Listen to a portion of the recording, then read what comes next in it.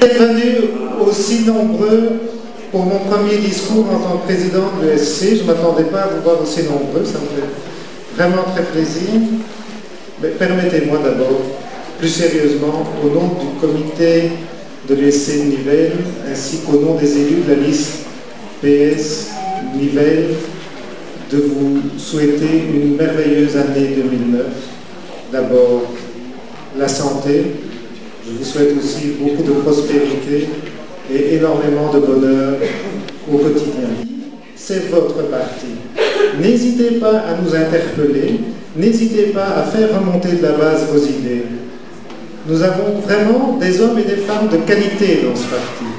Et grâce à eux, nous ferons en sorte que, alors que d'autres s'occupent de Nivelles, nous nous occuperons des Nivellois et des Nivelloises. S'il vous plaît, n'hésitez pas, nous sommes là à votre service et ce n'est pas l'inverse. Merci. Je souhaite pour cette année et pour les suivantes que la force de notre action, la sagesse de notre réflexion et la beauté de nos valeurs éclairent notre mouvement. Des mots, me diront certains. Attardons-nous un instant sur chacun d'entre eux. Vient, en premier lieu, bien naturellement, la réflexion. Observons un instant notre monde. Tout en étant profondément humaniste, je constate que l'homme n'est pas, par essence, bon pour l'homme. Guerre, pouvoir, domination du fort sur le faible sont présents, quelles que soient les époques. L'homme doit faire appel à la pensée pour trouver cela intolérable, et n'a pas d'autre choix que de structurer le fonctionnement de la société pour assurer sa survie. Sinon, ce serait le chaos. C'est au travers d'un réel projet collectif humaniste que celui-ci prendra toute sa vraie dimension. Pour moi, cette utopie est fondamentale pour bien comprendre le deuxième terme, les valeurs. Celles-ci doivent reposer sur la fraternité et la solidarité pour que ce projet collectif humaniste existe. Mais force est de constater que dans notre monde actuel, ce projet collectif n'est pas encore mis en œuvre. Certains me diront qu'il faut être pragmatique. Je leur réponds.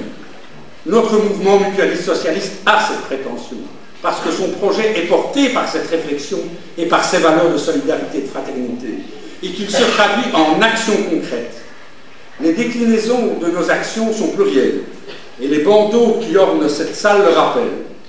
Pour ceux qui ont eu l'occasion de voir dans le courant du mois de novembre le spot télé de la mutualité socialiste ou d'entendre son spot radio, chacun aura compris que notre mouvement est aux côtés des hommes, tout au long de notre vie.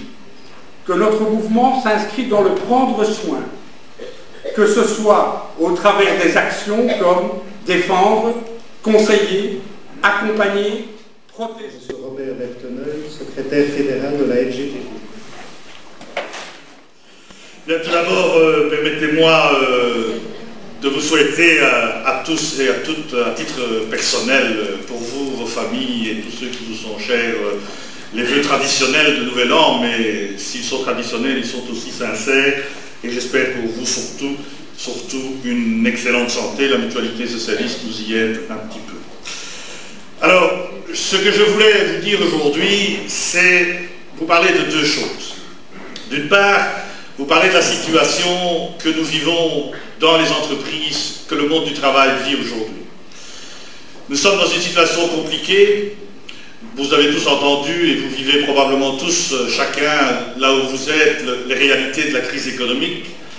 Et nous sommes dans une période où, dans les entreprises, une énorme incertitude est en train de naître. Une énorme incertitude parce que les paramètres économiques sont mauvais, les prévisions le sont tout autant, et évidemment, chacun se demande à quelle sauce il va être mangé. Et lorsque l'on entend, et lorsqu'on lit les journaux tous les jours, lorsqu'on entend les nouvelles de la radio, il ne se passe pas un jour sans qu'on entend fermeture à droite, restructuration à gauche, diminution un peu au milieu, et chaque jour nous avons ce type de nouvelles qui n'est évidemment pas fait pour rassurer le monde du travail. Et donc je voulais vous dire que si un début d'année est en général plutôt une période où on se fait des vœux et on se souhaite la meilleure des choses qui puissent exister pour les mois à venir, nous savons, nous qui sommes militants à la FGTB, que les mois à venir ne vont pas être simples et ne vont pas être roses. Alors nous allons les aborder comme on les aborde toujours, en tant que militant de la LGTB, mais j'ai envie d'aller plus loin, j'ai envie de vous dire que c'est en tant que socialiste que nous allons essayer d'aborder ces des conseillers communaux qui viennent sur les piquets dans les entreprises quand nous sommes en guerre, et ce qu'ils sont à dire. Ce sont des militants qui travaillent pour la mutualité lorsqu'on en a besoin. Ça, c'est l'action commune. Nous devons retrouver l'instinct de la famille socialiste. Nous avons perdu ça il y a quelque temps. Nous avons, à cause de nos structures, chacun, et à cause des différents barons qui sont à gauche et à droite, voulu camper sur les positions et sur notre petit pouvoir là où nous sommes. Si le mouvement socialiste n'arrive pas à dépasser ces limites-là, si nous ne sommes pas capables, entre socialistes, de nous unir et de faire en sorte que de se dire que moi, quand j'entends socialiste, je ne pense pas mutuelle, je ne pense pas parti, je ne pense pas Faucon Rouge, je ne pense pas syndicat, je pense valeur, je pense ce que j'essaie de défendre tous les jours, et je le fais aussi bien quand je suis dans mon bureau à la LGTB que quand je viens dans une réunion du parti ou quand je vais à la mutualité.